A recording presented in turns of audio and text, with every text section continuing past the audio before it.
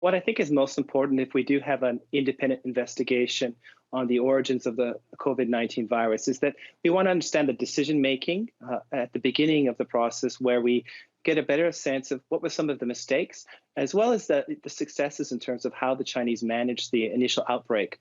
Second, I think rather than the origin so much, again, we want to understand the systems better so we can prevent a pandemic from emerging from China or another country in the future. So this is as much about improving governance in China, but also improving governance globally. So China is protesting a lot about this and being heavily critical if anyone does ask for this inquiry. Why do you think they're resisting so strongly? Of course, I think that the Communist Party of China is very much based its legitimacy on good governance and being able to provide public goods to the Chinese citizens. And I think what it's done economically, it has done that very well. But the outbreak in Wuhan and Hebei province demonstrate that the consolidation of power under Xi Jinping has really created problems in terms of decision making. It's frozen decision making at the local level. And the end result in this particular case was that an outbreak that could have been prevented when we had whistleblowers initially, voicing their concerns as early as December. They were silenced, and as a result, the virus spread quite uncontrollably in Wuhan and Hebei, but also it spread globally. So in this sense, that I think an investigation really will point out some of the problems with a one-party state that has really consolidated power under one leader. You point to Fukushima as an example of how to investigate a major disaster. Take us through what they did in Japan. Well, Fukushima, what we saw in the wake of the Fukushima Daiichi nuclear accident is that we had a national investigation finding faults in the government, the decision-making, the lack of transparency, regulatory problems. And we also had the International Atomic Energy Agency conduct an independent investigation as well, which echoed many of the national findings. So I think the key point here is that we had transparency, we had accountability, and we had a rule of law-based approach to understanding what were some of the systemic problems that led to the Fukushima incident. And it did have national consequences, and it did have regional and global economic consequences.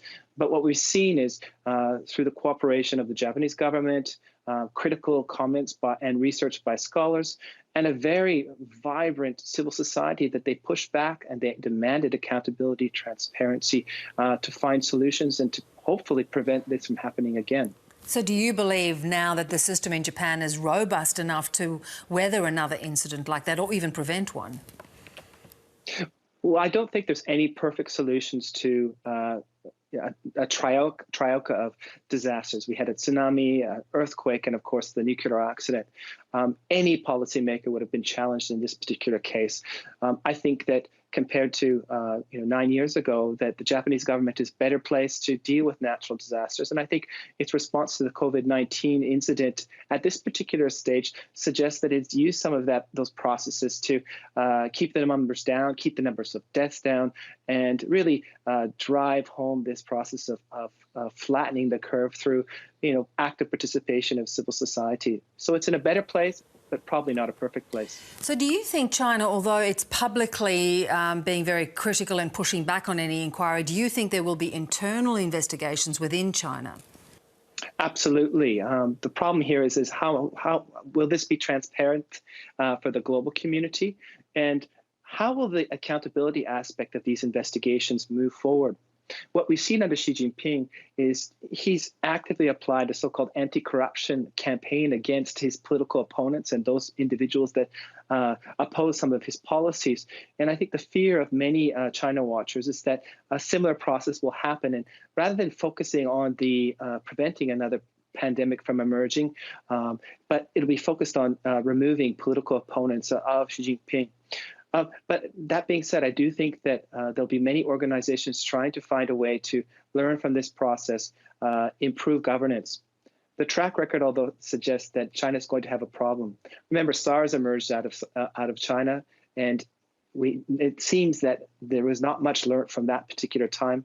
And we've also had some other transnational diseases emerge out of China recently. And again, it seems to be a problem with the system, not at all with the Chinese people. China looks like it may carry out its threat to target Australian imports. Barley producers look like they will be hit with tariffs. It's been a costly stand for Australia. I think this is a lesson for many countries that, having trade relations with China is very important. It's, the second biggest economy and will continue to be an important economy, not just for Australia, but for Japan, for my home country, Canada, and many countries. I think the key takeaway from China's, threats or economic coercion is that we need to diversify our economic portfolio. We need to invest in like-minded countries, and we need to create those alternative trade routes so that we can insulate us from this economic coercion. I don't think the economic coercion is going to go away, but we need to talk to our like-minded countries, again, like Japan or South Korea, Canada, and others that have experienced the same kind of coercion, to find ways to deal with it, find ways to put pressure collectively on China, but also find ways to further cement their relations so that they can better deal with this kind of coercion. Good to talk, Stephen. Thanks so much. Thank you so much.